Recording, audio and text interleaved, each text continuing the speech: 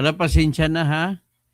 At Bing Liwag, na-blackout na naman ako kasi may umaatake. Lagi akong ina-atake pag may nito mga kalabang ko talaga. Oh. Mga grupo ni Bongbong Marcos yun.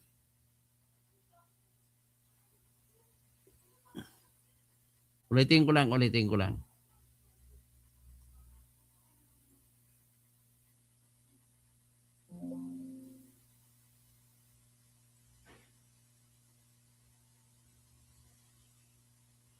Okay.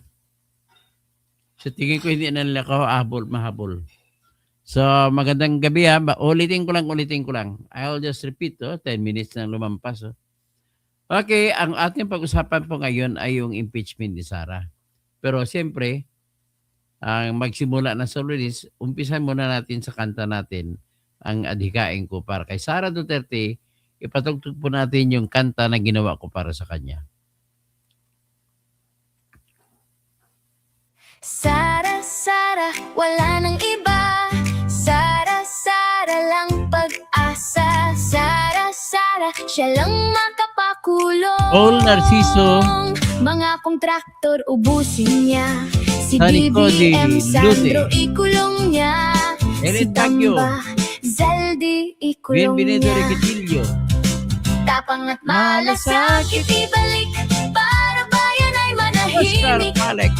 Durugin ang sindikato sa korte, sa Wala DPUA, to pa ang sa presidente. DS Void, Hilario sa Castro. PhilHealth. Bakit nawala po ako sa live kanina? Ganito naging ginagawa sa akin, Kil. Binabanatan ako, tinatanggalan. Hindi ni-report. May mga operator talaga sila, mga kalabang ko. So si Chris Glay, Boss Toto, good eves, sabi naman ni Chris Glay. Tapos Baby Lynn, 10. Okay. Diretso na po tayo. Tuloy-tuloy itong biyahe natin. Patugtugay ko po muna yung kanta ng ating channel.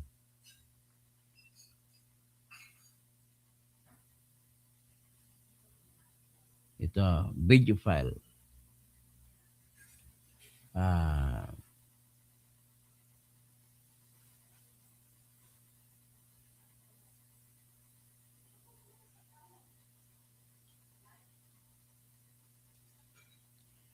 Ito po ating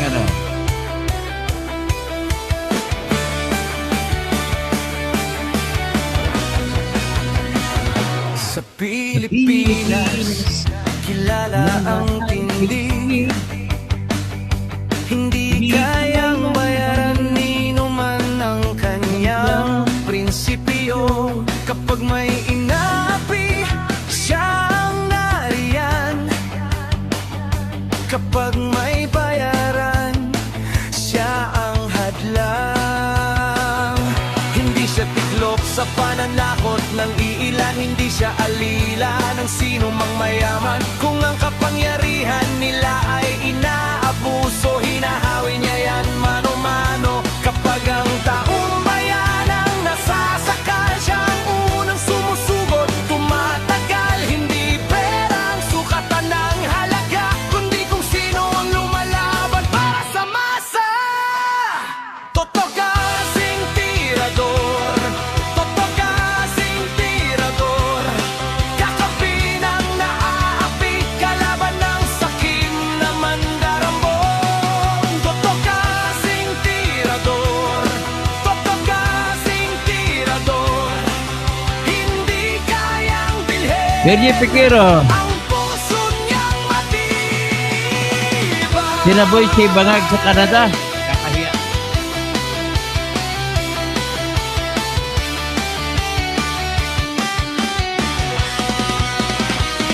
Mga Shane magnanakaw sa Siyongko. pondo ng Magandang bayan, umaga, magandang gabi po. nanginginig kapag siya ang nandyan. Bawat piso, bawat sentimo, kailangang sagutin sa mata ng tao. Walang ngiti para sa mandarambong walang pwesto, para sa sumisipsip kapag ang hustisya ang pinag-uusapan. Siya ang bantay sa gitna ng laban. Kung may nilulunod ang kasi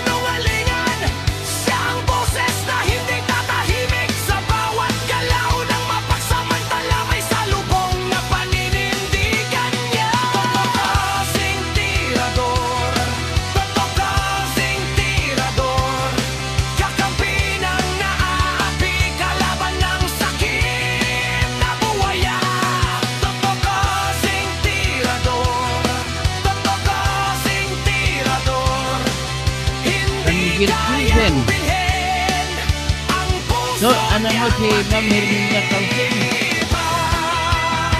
Si Mike Adorador. lahat ng malakas ay tama hindi lahat ng tahimik ay huwag kapatapan ang pinagkakaitan sa unang humaharap totokosing tirador totokosing tirador kakampi ng naaapi kalaban ng sakit na buhaya totokosing tirador totokosing tirador sa taong bayan nakatayo hanggang dulo ang paninindigan.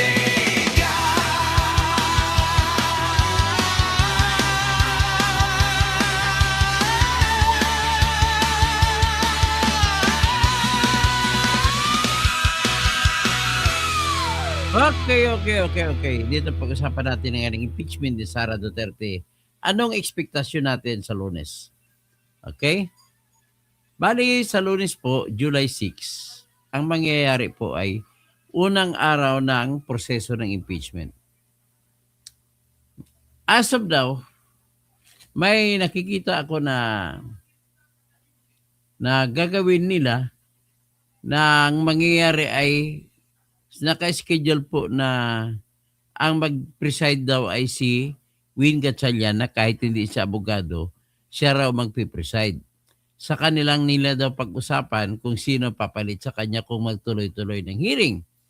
Pero sa pagsisimula ay sinasabi nila na sila po, na si Win Gatchalian po ang mag-preside at mag-acto siya na kahit hindi siya abogado, mag-acto siya na tinatawag na Senate Impeachment Presiding Judge. Ganon mangyari. So kung ganon, ano ekspektasyon natin? Pero ekspektasyon ko ay kaya naman gawin ni Win Gatchalian kahit hindi siya abogado. Dahil po ay may mga abogado naman siya na mga empleyado na mag-guide sa kanya, pwede niya rin paupuin sa tabi niya yun. Siya lang ang magsalita, pero yung abogado, kukonsultahin niya. So, ganun ang mangyari na kinikita ko. Ngayon, ang unang tanong, ang unang gagawin ng ka-schedule, ayon sa mga nagsasalita, ay sabi ng spokesman lawyer na si anong pangalan, Attorney Tulusa, na mag-ano raw, ang tawag dito,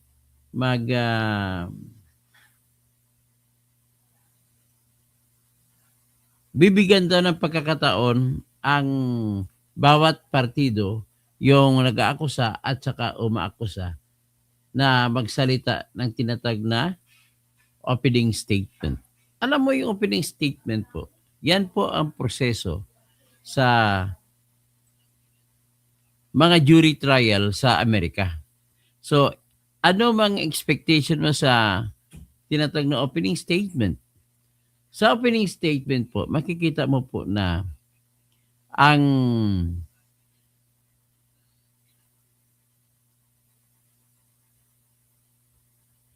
kanilang sasabihin kung ano ang, halimbawa, si grupo nila ni Luistro, sasabihin nila kung anong ebidensya meron sila, sasabihin nila na guilty si Sara, ganun po ang sasgawin nila. Tapos, sa grupo naman ni Sara, sabihin nila na ang mga akusasyon ay walang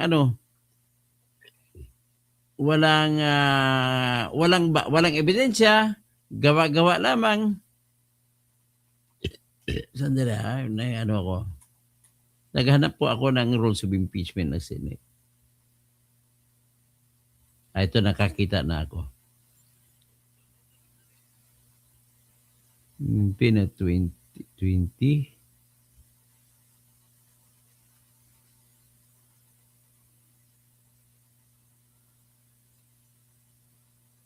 Na kung pinakabago nila na document.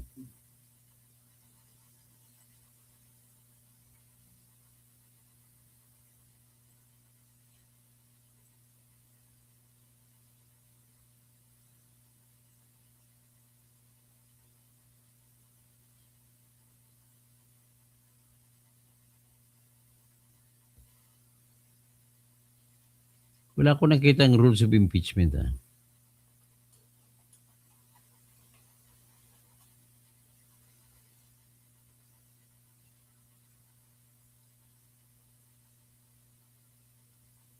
"13 Congress, 16 Congress, 19, 15, 16, 17."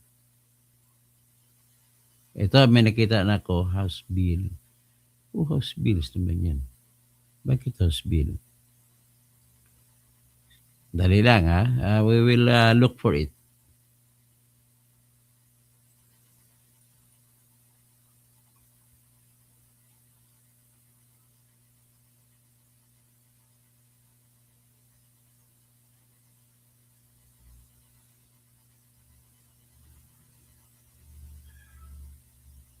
Dali lang. Hanapin natin.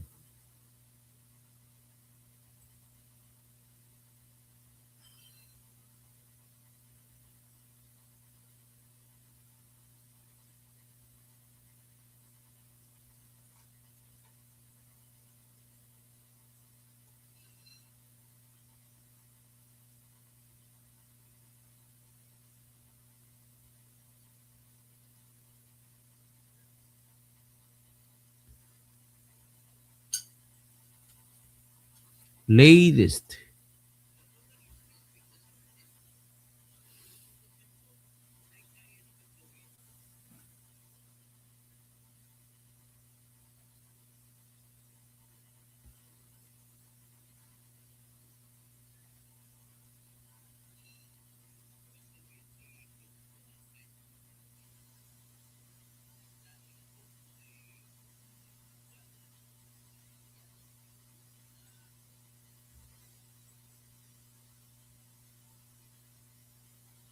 May amended rules na sila na sinasabi na pwede anytime tatayo ang sino man ang gusto magiging mag-presiding officer.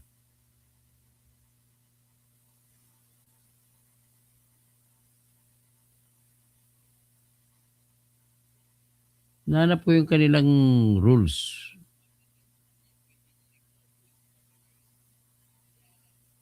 Publication.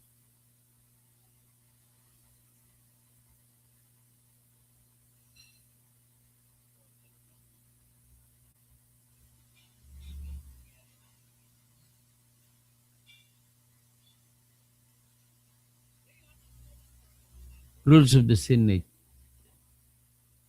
Ito yung rules of the Senate. Hanapin ko na lang.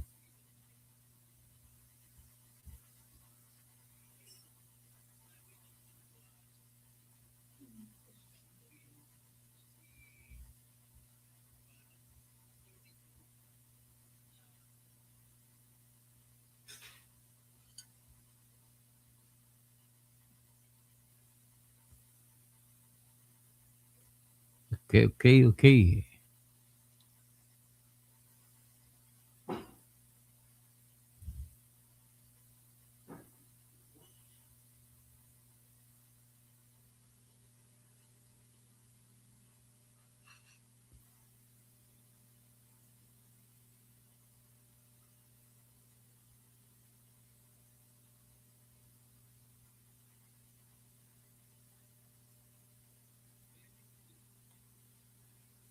Hinanap ko lang po ang rules of impeachment.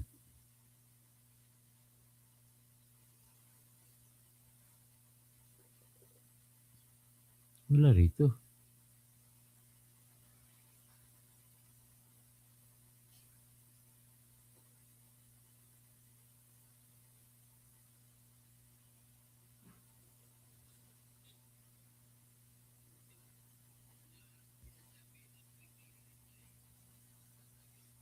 Ito, page 105. Nakita ko na po. Wait. Just call my name. I'll be there. 105. Ito, 105. Rules of impeachment. Hanapin natin. Ang una ko po kasi kung bakit ko hinahanap, nais kong bagitin mamaya kung anong ini-expect ko na mangyayari. Ang ini-expect ko na mangyayari ay una, pasalitain ang both sides at babasahan si Sara Duterte sa pamamagitan ng kung nandun siya, o antayin po o di pwedeng basahin sa pamamagitan ng abogado niya. Pero most likely ay hindi po pupunta si Sara Duterte. Or mas maganda pa siguro pupunta na lang siya para kumprontahin niya yung mga naggaling-galingan.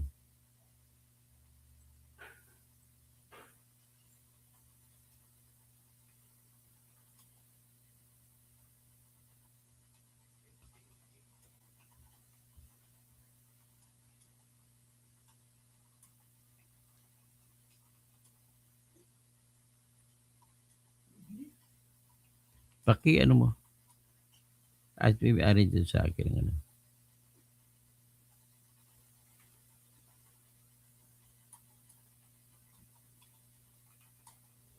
Okay, hinahanap ko lang din uli ang role. At yan pala. Handa na pala eh. Baba natin.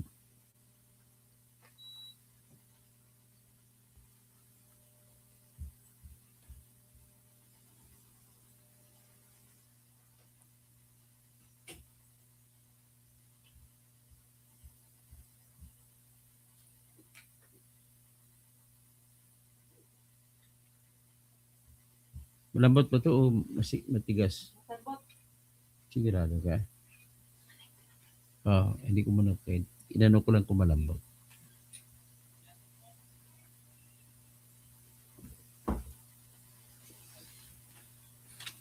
Ito na po, mga ladies and gentlemen. Nandito na tayo. Sandali lang ha.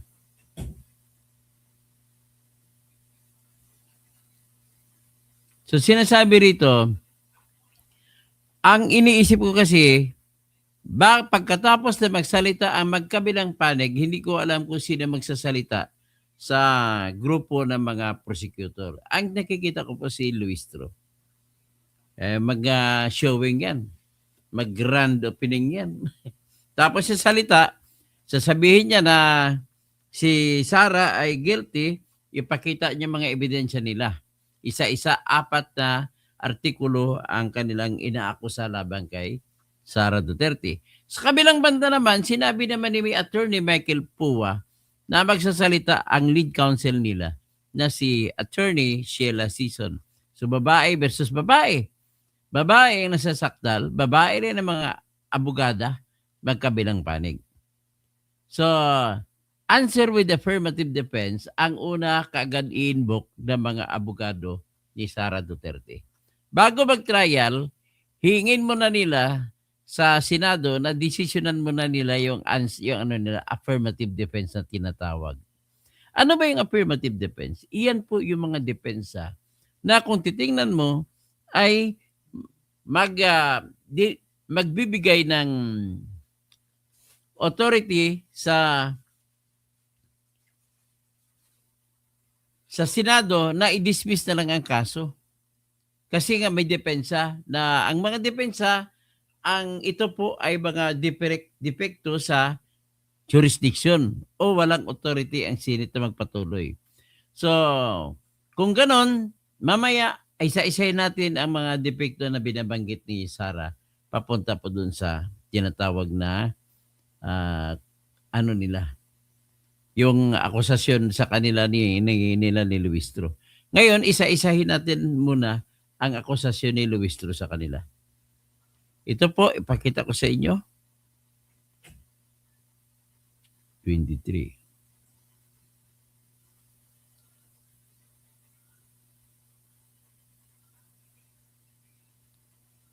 So, ipakita ko po sa inyo yung akusasyon nila ni Luistro laban kay Sara Duterte.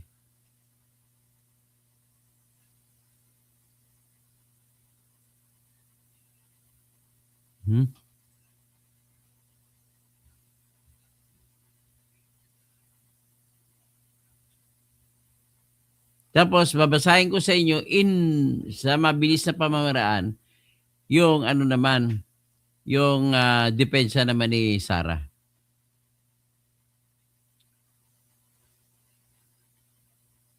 At dito niyo makikita kung paano gagamitin ni Sara ang mga testigo nila ni Luistro para ibalik.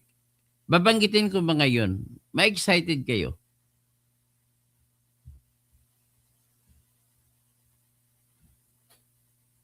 Ba't wala?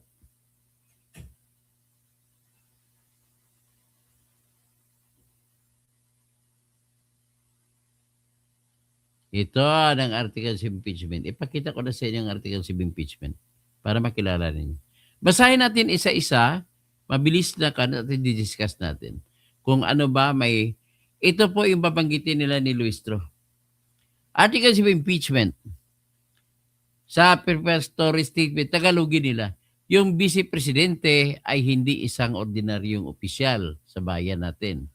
At siya po ay pangalawang pinakamataas na opisyal sa ating republika. At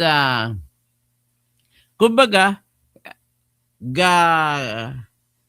parang ano na lang, parang gatitig na lang ang layo niya para maging presidente. Kung mamamatay pa si Bongbong, maging presidente na siya. Pero sinasabi nila dito, matindi ang pangangailangan ng obligasyon sa tiwala ng bayan at para siya magbibigay ng serbisyo.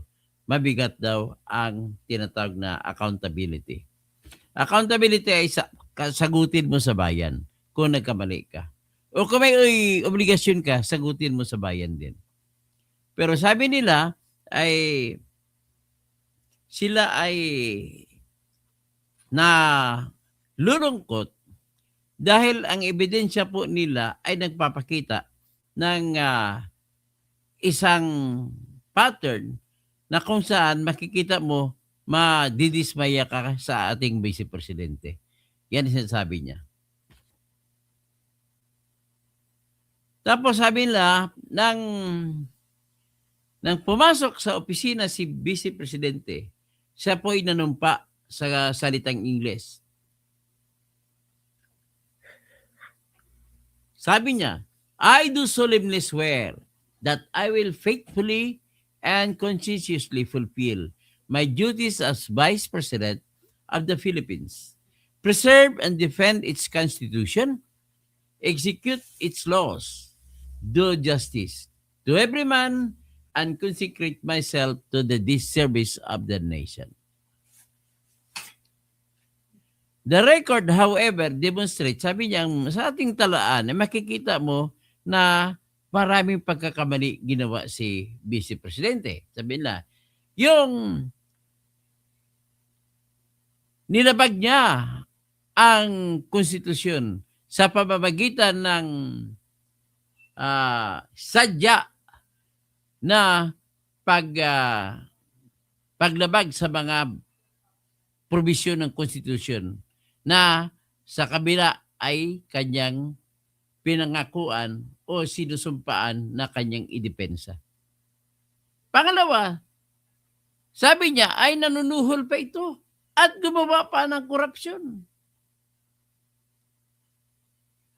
At ito ay tuturo nila yung nabibigay pa ng envelope. So may systematic na korupsyon na ginawa si BP Sara. At ang iba pa, ginawa niya ang other high crimes, yun na matinding mga krimen, na naebidensya ng kanyang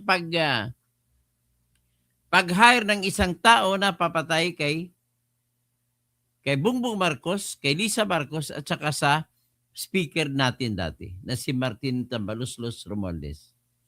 At inakusan din nila na ito ay tinraidor niya ang tiwala ng taong bayan sa pamamagitan ng sadya na pagnakaw ng kanyang confidential fund. Yan po ang mga sasabihin nila. So, Article 1. Anong Article 1 nila na akusasyon laban kay Sara? Ito po. So, ang akusasyon nila ay si Sara daw ay nagkasala sa pamamagitan ng paglabag ng konstitusyon. At basahin natin kung paano ang ginawa daw ni Sara.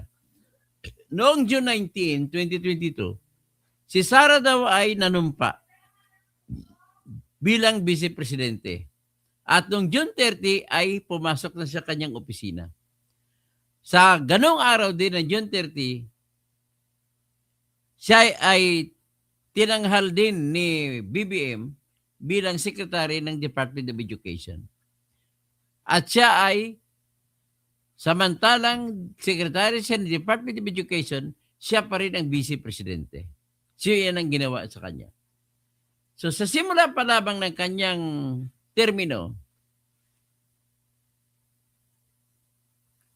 although daw kahit hindi daw kasama sa trabaho ni Sara ang gumawa ng surveillance operation sa mga kalaban ng bayan, ng mga terorista o kung sino pa, ay nanghingi siya ng confidential funds mula sa Office of the President. At si Presidente Bongbong naman, ibig na bigyan niya kagad noong June 30 or July 1, ay pinatagal pa. Ibig sabihin, sinadya nila ni Bongbong na ibigay ang pera noong December 20 na lang. So binigay 125 million. At kailangan gastusin mo ito hanggat December 31, 2022. At meron from 21 hanggang 31 ay 11 days. So lumalabas, inubos niya. So kung kwentahin mo na direktahang computation, ay gumasta siya ng 11,333,000 kada araw. So sa 11 araw, 125 million. So ngayon, sabi niya, pinapalabas niya ito, yung lahat nitong amount na ito ay ginasta niya, pinakitan ginasta niya. Kahit daw maraming holiday, kagaya ng December 24, holiday. December 25, holiday. Tapos, December 30 at 31, holiday.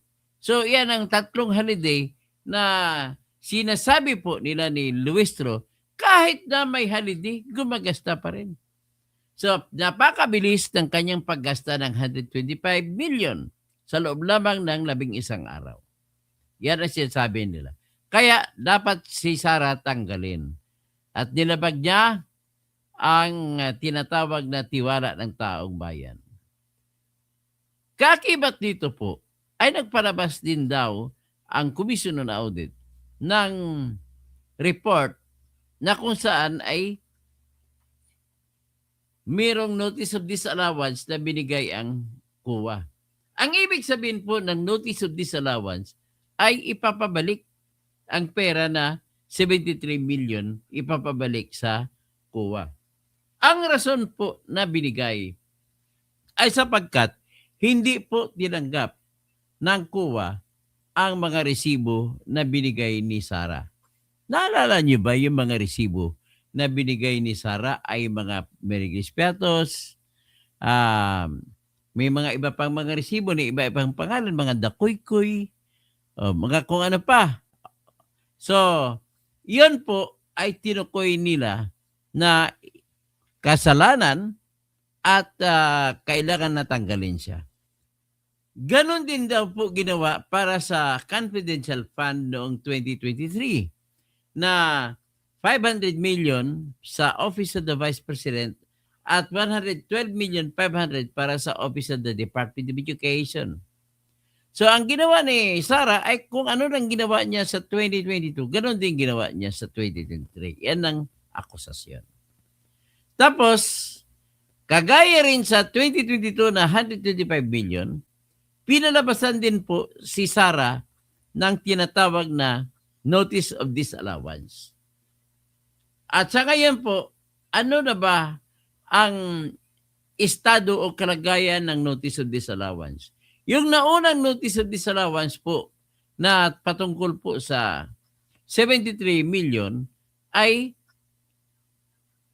nag-apila si Sara at binasura nilang apila ni Sara. So ngayon, meron pang chance si Sara dalhin niya sa Supreme Court at dadalhin niya po sa Supreme Court.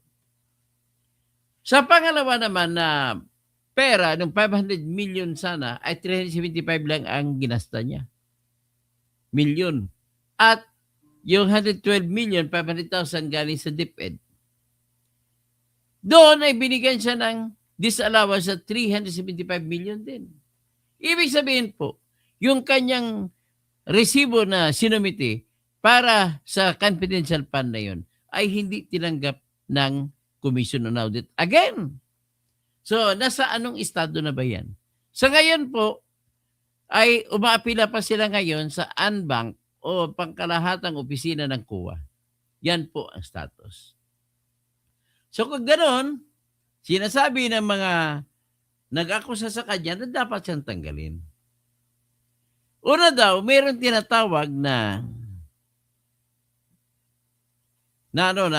joint COA at ang mga tinatawag na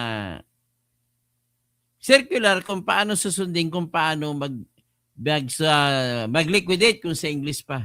So magbibigay ka ng resibo kung saan mo nagasto. So tandaan niyo po,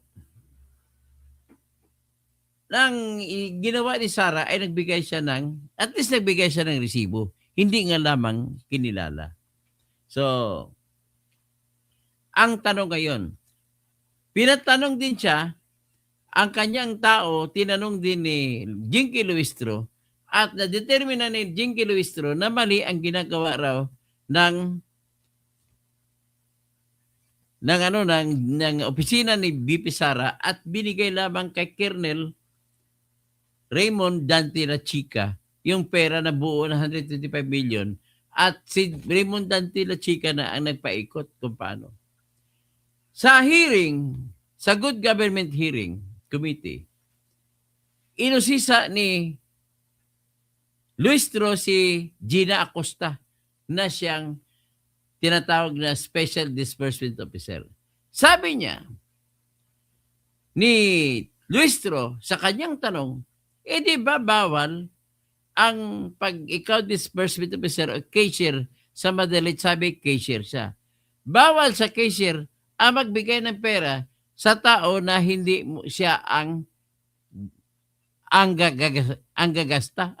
Ang hindi siya dapat ang iniisip kasi ni Jinky Luistro, kung sino ang nabigyan ng pera kagaya si Mary Grace Piatos, dapat si Gina Acosta ang bibigay ng pera doon at kukuha ng resibo. Kaya nga lang nangyari, ang nagbigay ay si Raymond Dante La Chica at siya rin ang kumuha at gumawa ng resibo. Ibig sabihin po, ulitin ko lang para klaro, ayon sa questioning ni Luistro, dahil cashier si Gina Acosta, sa kanya direkta kukuha ang mga informante. Pwede ba yan? Bawal daw yun sa batas kasi sa batas nakalagay ang cashier dapat ang magbigay ng pera. Ang nangyari po dito, binigay ni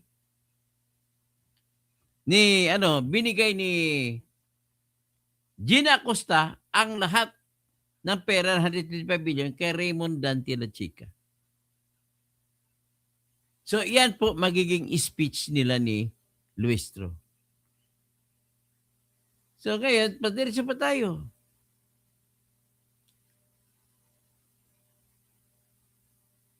So, isa-site nila marami. May mga NBI records, may mga daw mag-grade threats. Yan po ang i-ano nila.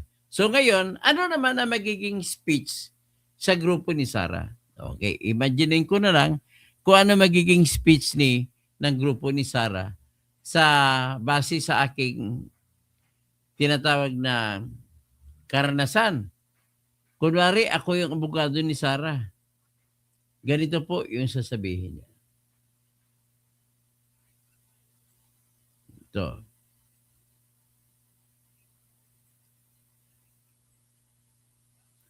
Ang makikita ninyo ay parang yun na rin makikita nyo bukas. Bagamat iba yung salita na gagamitin. Pero yung proseso sa ginagawa ko, yun na rin po ang gagamitin nila bukas. Nakita nyo, original ito pong sagot ni Sara Duterte. Laban sa tinatawag na impeachment complaint laban sa kanya.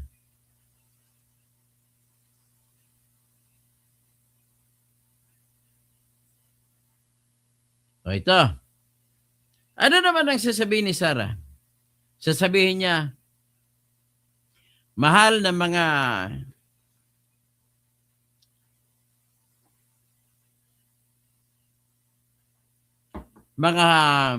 hukom ng Senado para sa impeachment complaint. Ako po ay sinasaktal ng House of Representatives.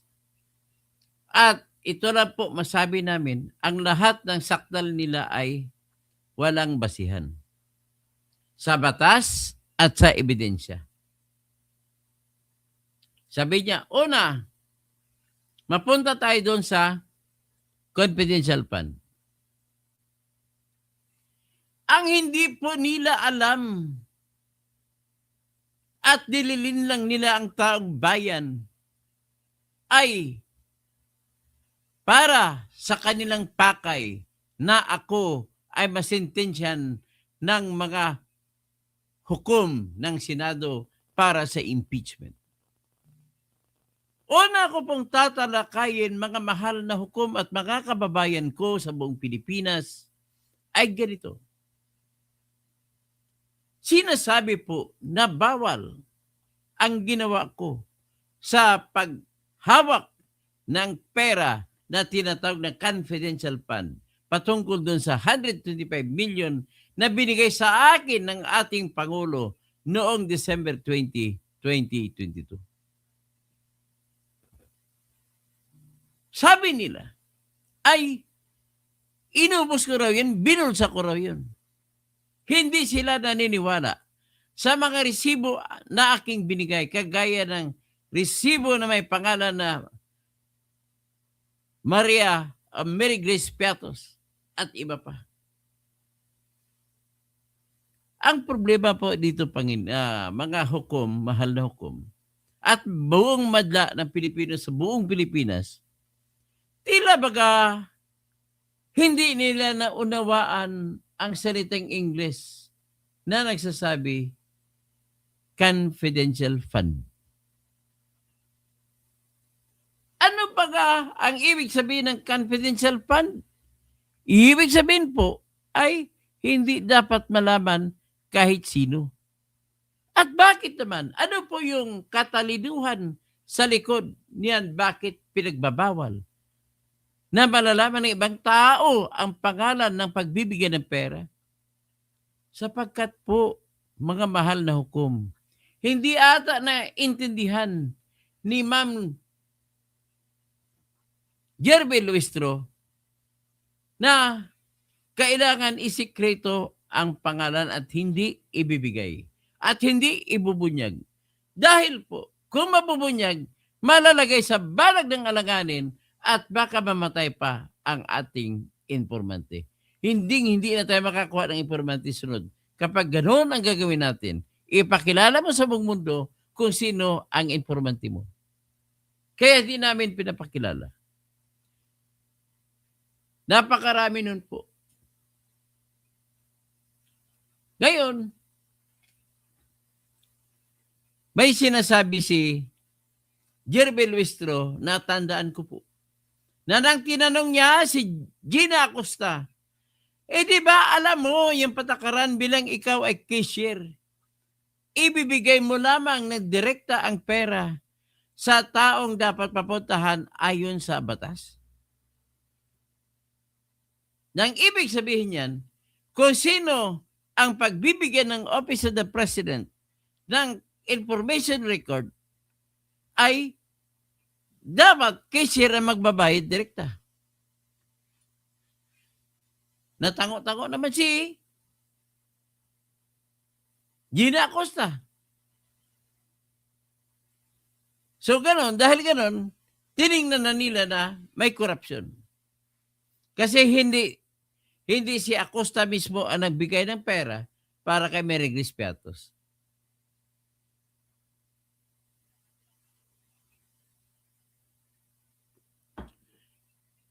Mahal na mga hukom, ng Senado.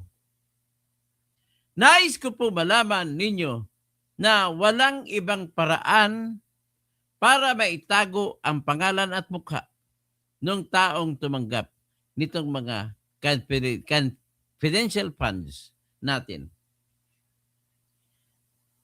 Alam mo po, mga mahal na hukom, sasabihin ko na sa inyo ng tahasan na ang hinahawakan ko pong departamento ay Department of Education, na kung saan ang mga high school natin at kahit elementary ay nire-recruit nila na maging NPA. So natural, kukuha ko ng confidential fund at para gamitin ko para mahuli ko yung NPA na yun. Ganon po ang pakay, Your Honor. Ngayon, paano na lang, Your Honors, na mga hukom, kung malalaman ng mga NPA na congressman kung sino tumanggap ng pera, ipapatay po sila pati pamilya ni ubos.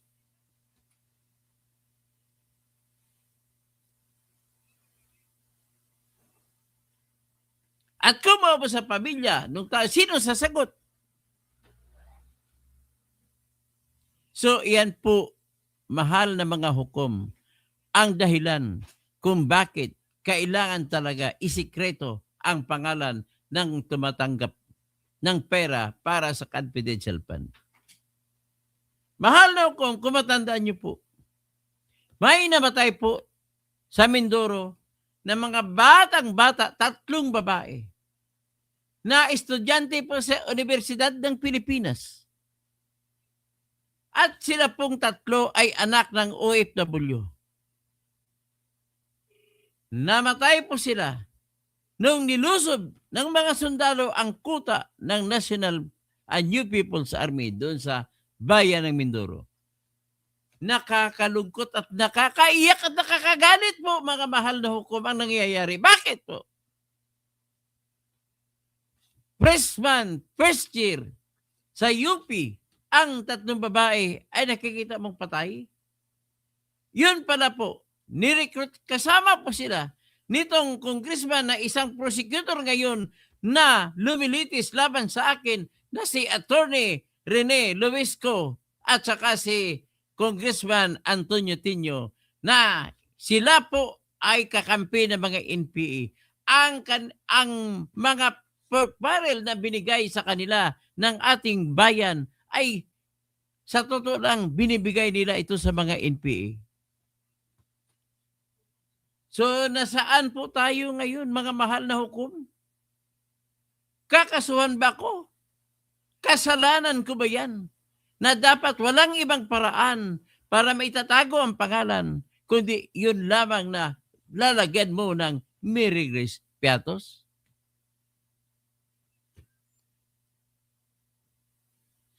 So ngayon, natatandaan ko po yung tanong ni Ginang Luistro, sa kay Gina Acosta. Bakit mo binigay kay Raymond La Chica dapat, at si Raymond Dante La Chica ang nagbigay kay Mary Grace Piatos? Bakit hindi ikaw? Madam, dapat pa malalaman niya na ang seguridad ng bansa ang mas higit na nakakarimarim kung ito po ay masasabugan tayo. Paano na lang kung malaman nila kung sino ang mga kasapi ng NPA na nagbibigay ng impormasyon sa amin? Yun po. Ganon po ang magiging takbo. Ngayon, takbo naman po tayo sa envelope. Your Honor, makikita mo rito po, pag nilatag namin ng ebidensya, kasama mga video, kasama mga litrato, na ang kumuha po, ang nagbigay ng pera para sa mga envelope na yun, na binigay po sa mga opisyal ng Department of Education, ay galing po kay Lisa Marcos. Tinawagan niya pa ako, kaya andito po ang record ng pagtawag niya. So, ano pa bang iba? Yung patungkol po sa kuno ay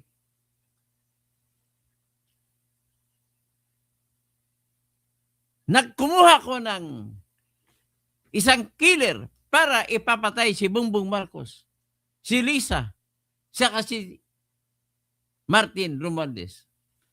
Tama ba yon? Mga mahal na hukom, kapag ako'y mabigyan na ng pagkakataon na maipakita ang aking ebidensya, ginawa ko lamang po yun bilang isang tinatawag na self-defense.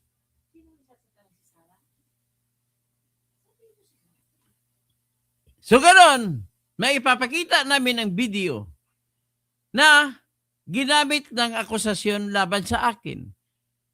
Mga mahal na hukom, mga senador ng bayan, pinutol po nila ang video, tapos ang naputol na yun, ay yun ang ginamit nila pagsubitin na ebidensya laban sa akin para makikita doon na ako'y nagsisigaw, na ako'y kumuha ng isang mamamatay tao para ipapatay si BBM, si Lisa, at saka si Martin Romualdez.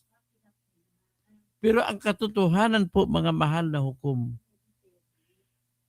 ipipresenta ko pong buong video na kung saan, kung bakit ako nagsalita ng ganon, ay may nagtanong si Princess Maui na isang vlogger na ang tanong sa akin, mahal na Vice Presidente, may report po kaming nakuha kung saan ay ipapatay daw po yung lahat ng mga Duterte, kagaya ng mga Romanov sa Russia.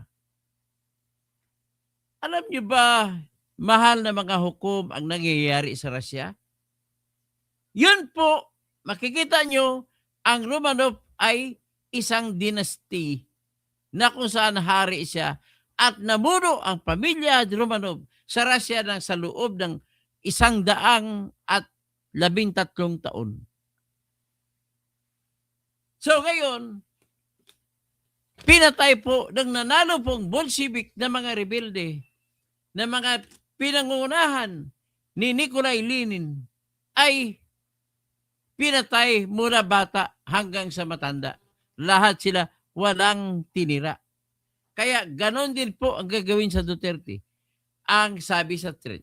Kaya para makontra ko, para hindi na sila gagawa, sinabi ko na lang naman na ako'y kumuha ng isang killer na ipapatay sila saka sakaling mamatay ako. Yan din po ang aking depensa, ang depensa ng mahal na Vice Presidente sa kanyang sagot na ibinigay. Na kung saan sinabi niya na wala pong aktibong pananakot na nangyari sapagkat mangyari lamang magiging aktibo ang pananakot saka sakali ako ay mapatay. At kung ako ay mapatay, speaking as Sara Duterte, sino ngayon ang ikukulong kung namatay na si Sara Duterte? Kaya po, wala pong katwiran ang akusasyon na dapat akong tanggalin bilang Vice Presidente sapagkat ay nananakot daw po ako. Yan. May isa pa po. Yung mga envelope, sinabi ko, kanina galing po yun kay Lisa Marcos. Ang kasunod po, yung pag-usapan ay yung nagsalita si Sara Duterte po na kanyang gagawin ay gurgurin niya sa panagip na naginip daw si Sara at kanyang sa panaginip gugurgurin niya sa liig si BBM. At isa rin niyang sinabi na kapag hindi titigil si Amy at saka yung kapatid ni Amy, kanya daw pupuntahan ang libingan ng mga bayani, alsahin, kunin, hukayin ang katawan ng tatay nila at itapon sa Philippine Sea. Ano po ba yun? Makasalanan po ba yan? Sumira ba yan ng tiwala ng taong bayan? At ang isa pa,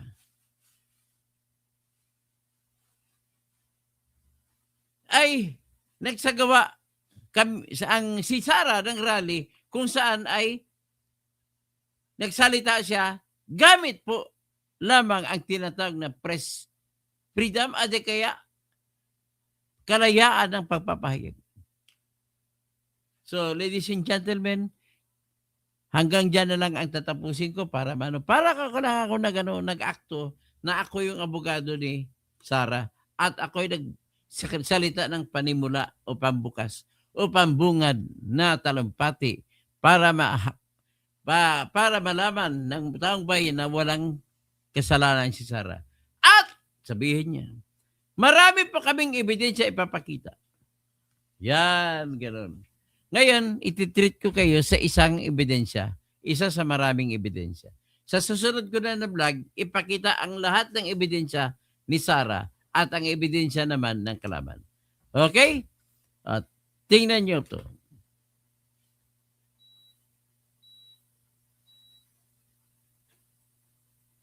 Ito, video file.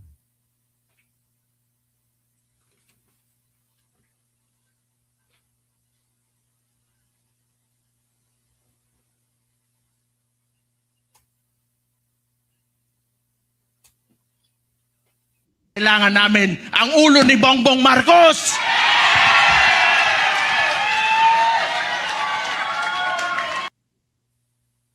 Isang ulo lang naman ang kailangan namin, ang ulo ni Bongbong Marcos. So yan po ay ginamit na ebidensya nila ni Luis Tro laban kay Sara Duterte. Kumbaga, pinapalabas nila na sira ulo yung mga Duterte at ipapatay si Bongbong Marcos. Ganun po para sabihin na walang tiwala sa taong bayan. So ito pa pong iba.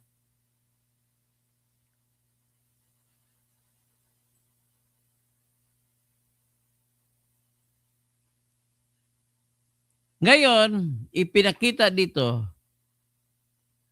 na yung mga Romanov.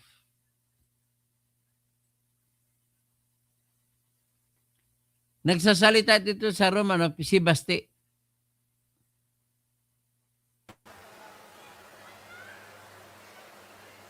Just a simple message sa ato ang Pangulo. From now on, before you go to bed, think of the Romanovs. Think of Benito Mussolini and his wife. And think of what happened to you in 1986. And maybe you'll reconsider the direction that you are taking. Ayan. Binanggit niya. Ngayon, ibig sabihin po, pinakita ko lang sa inyo na may concern ang mga Duterte na sa threat na kukuha ng mga may plano sila na gagawin ipapatay ang lahat ng mga Duterte. Mula bata hanggang taas. Ang Oplan Romanov ang tawag nila dyan. So para masawata yan, ito naman po ang ginawa ni Duterte.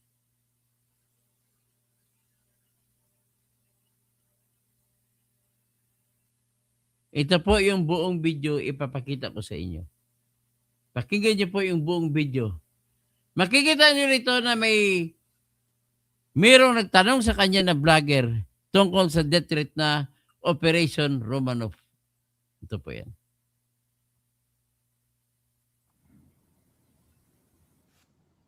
Hello?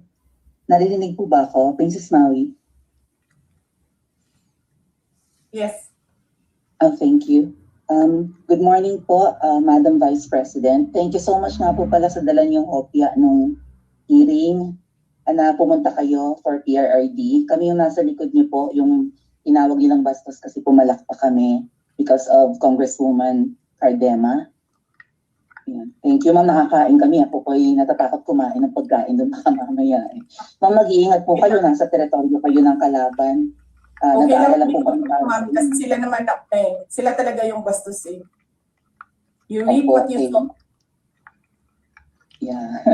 Mag-iingat po kayo kasi sa dinami-rami po ng inyong mga pasabog ngayong gabi, it seems like marami po talaga kayong alam about them, no? Dahil sa pagkakasama niyo sa kanila during the campaign and during the 2022 elections. Baka po mamaya kasi totoo yung mga naririnig namin or yung, I don't know if it's O nakita niyo si Princess Maui na vlogger ang tatanong kay Sara. true na meron daw silang Operation Romanovs. And, Ayan, binanggit ang Operation Romanov. Nang ibig sabihin, igagaya nila sa mga pamilya Romanov ang mga Duterte at papatayin ang lahat. Yan. baka bala kayong ubusin ang inyong pamilya dahil hadlang kayo sa kanilang mga balakin in the future. So mag-iingat po kayo.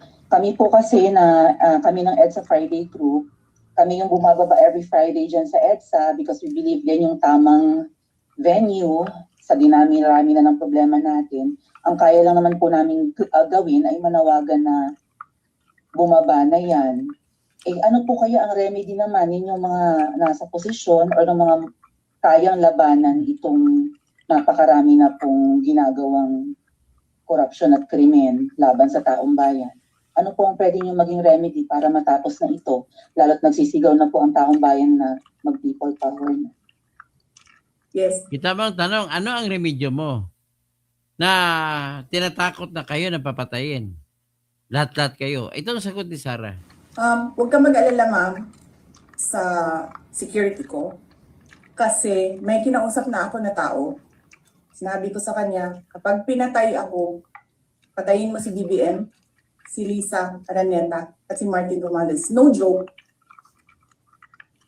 No joke. Nagbilin na ako, ma'am.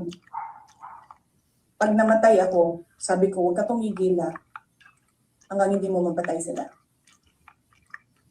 And then he said yes.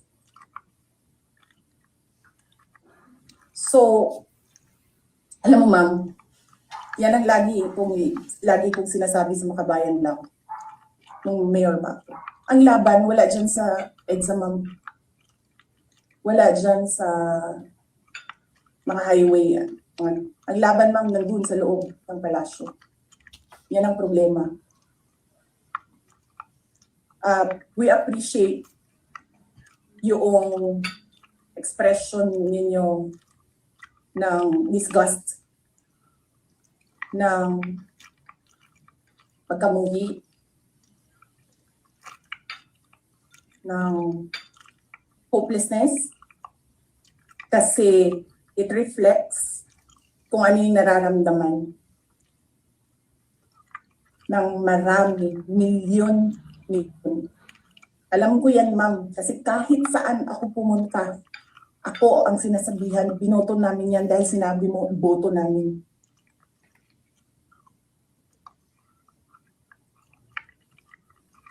So, yes, ma'am. Maraming salamat sa ginagawa ninyo. Dahil sa ginagawa ninyo, I'm sure nakikita yan ang taong bayan, na-appreciate nila yan. So, yan pinakita ko sa inyo yung buong yung buong video. Ito na ngayon ipapakita ko sa inyo yung video na ginamit nila na pang-akusasyon laban kay Sara. Ito po. Ang ina ninyong lahat. Martin Romualdez, Lisa Marcos, Bongbong Marcos. Huwag ka mag-alala, ma'am, sa security ko. Kasi may kinausap na ako na tao. Sinabi ko sa kanya, kapag pinatay ako, patayin mo si BBM, si Lisa Araneta, at si Martin Romualdez. No joke. No joke. Nagbilin na ako, ma'am. Pag namatay ako, sabi ko, huwag ka tumigil hanggang hindi mo mapatay sila. And then he said yes. Yan. So, nakita ninyo, ang laki ng diferensya. Ang ginamit lang ebidensya, hindi nagsimula sa kung anong pinagmulan ng salita ni Sara. Isa po yan sa mga ebidensya na ipapakita ni Sara kung maghihiring na po. So, ano pa bang iba? Marami pang iba. Kaya lang wala na akong oras. At 1 oras at 10 minuto na ako. At sa sunod na lang medyo po mamaya, ibalik ko, magbablog ako mamaya. After 10 minutes, mag-vlog ako. Pakita ko baga ebidensya niya. Ramel Bingson, naimbang Rabim sa inyo, sa mga kadakayo amin, Cesa, tapos si Miss Rachel Gustilo, mga kalaban ng mga Duterte, kandarapa sa pagkakaharap ng pagkahanap ng solid evidence na di naman uubra. Heist, masyado na sila obsessed. Malapit na 2028, bilisan nyo na. Yan. Confident talaga ako sa mga ebidensya ni Sara. Kita nyo, isang ebidensya lang yun na matapang ang ebidensya. Tapos nakita ko dito kung paano ginamit ang si Sara, si Ramil Madriaga, saka si Trillanes.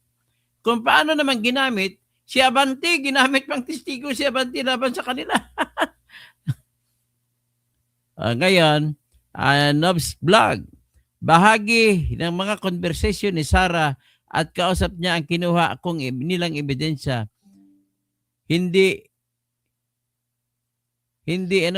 pagbabanta yun dahil hindi direct na nakausap niya ang pamilya ni BBM, kundi kwentuhan lang ang nangyari, nagkausap niya.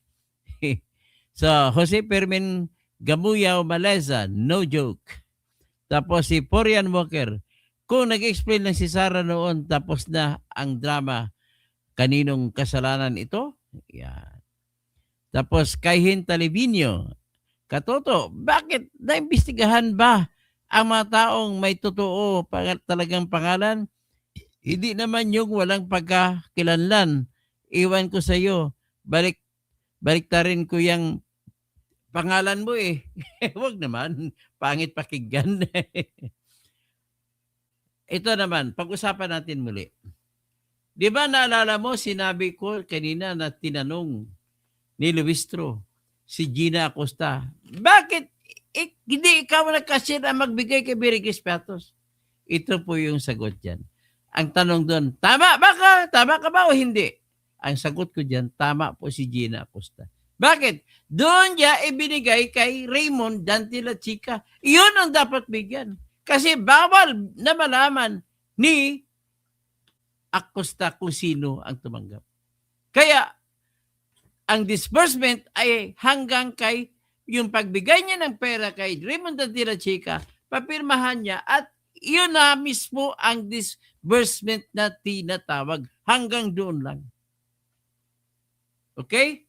Ang magbibigay naman ng resibo sa kanya ay si Raymond Dantila Chica. Actually, yun ang mga opisyal ang nagbigay, hindi si Sara ang gumawa. So, Aruel Puertoliano, nagsinungaling na lang siya para makasalusot si Sara. Well, judgment call mo yan. Nobs Vlogs, pwedeng sabihin ko na ako si Mary Grace Piatos.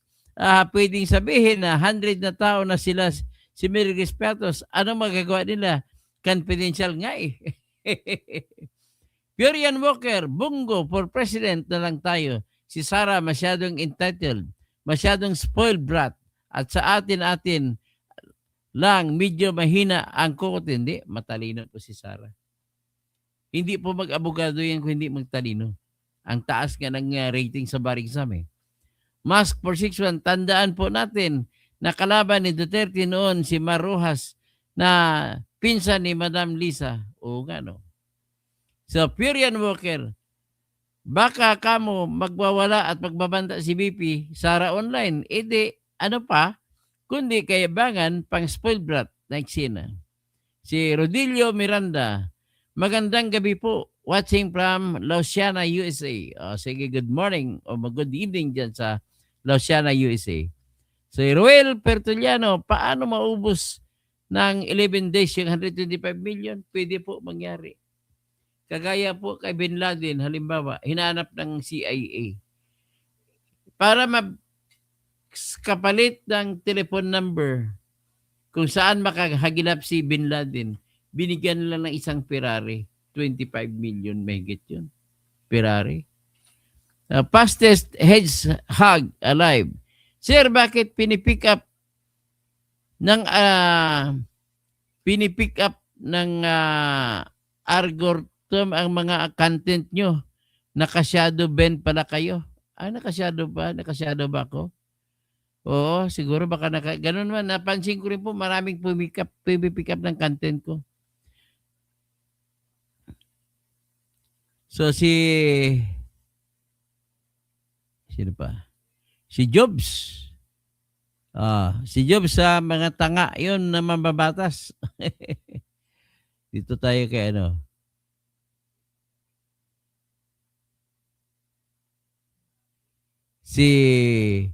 Nabasa ko ng iba, no? Si Sanmig, nabasa ko din sa Sanmig Pilsin. Si Joe Vlogs, Sodas TV. Good evening, Toto Kausing Tirador. Toto Kausing Tirador. Alaikum assalam, Amil Mutalib. Diyan pala sa Rasulaiman nakatira dati si Colonel, si Colonel Harold Kabunski, yung Ranger. Nagsalita siya. Umuwi siya ng emisyon marami, nagpakita. Miss na miss ko na rin ang emisyon marami. Nako. Pag may pera na ako, makita-kita tayo dyan, Amil. John Di Mayo. Los mo, puro kayo mga bangag. Benvenido Riquitillo, good PM. Si GNT Di Mayo. Bakit ka nawawala sa speech mo? Siguro umpik na naman ang shabu. Ay naku. Akala mo na hindi po ako addict. J. Marmons, maayong gabi dira sa Marvel. Chick Martinez, bawal po ba magwig sa magshot? Noel Mendoza, Toto, kung magaling kang attorney, kahit bakit ka na-disbar po ako sapagkat may ginawa po akong kaso na sinampa sa ombudsman. Tapos, hindi ko pa nasampa, ay pinost ko na sa Facebook. Galit ang Supreme Court na i-post sa Facebook. Kaya yan po ang nangyari. So, Romel Bengson, name bag grabe, nabasa ko na. So, LC Saavedra, Attorney Toto, bakit hindi tuloy-tuloy ang rally? Sigurado may malaking rally na malaking mangyayari po. Asahan yan mga Lunes. Karina Monson Medina. Baliw na rin daw ako. Sige, hanggang dyan na lang po tayo at magandang umaga po sa lahat. So, maray na aga, maayong aga, mayad nga aga, maray may naat, mapya, kapipita, malangon na mga pagari, agong pakat. Si Bapa Ingkong Binago, sa Nalus, Kemba, mapya kapipita, Bapa Ingkong. Si Bapa Ingkong ay naging client ko po. Naipanalo ko kanyang lahat ng kaso niya, Ingkong kay Amil Mutalib. Naipanalo ko, mga murder case niya, napanalo ko. Okay, sa Isulan ang kaso nun, Isulan Sultan Kudarat. Magandang umaga din dyan kay Pax Ali. Idol ko na si Pax Ali, gobernador ng Sultan Kudarat. A Muslim who is the governor of a mostly predominant Christian province. Ang galing pinakita niya, siya lang ang may ospital na walang cashier. Sa Sultan Kudarat, pag magkasakit kayo, wala kayong problema. Ang ospital dyan, ma-opera man kayo kahit anong cancer yan ang ospital na walang cancer. Tapos, para marami siyang support ng mga doctor at nurse, nilibre niya ang tuition ng lahat na nag-aaral ng pagka-doktor at pagka-nurse at midwife dyan po sa Sultan Kudarat State University. Dyan po na sa Takurong naman po yan. At isa pa, libre na rin ang mga abogado para maraming abogadong tutulong sa mga Ilonggo, Ilocano, mga Maguindanao, lahat-lahat para matulungan ang lahat ng tao. Grabe, ang galing. Tapos ang mayor ngayon sa Isulan, kapatid niya na babae. Magaling din. Okay, hanggang dyan na lang tayo at maraming salamat po sa lahat.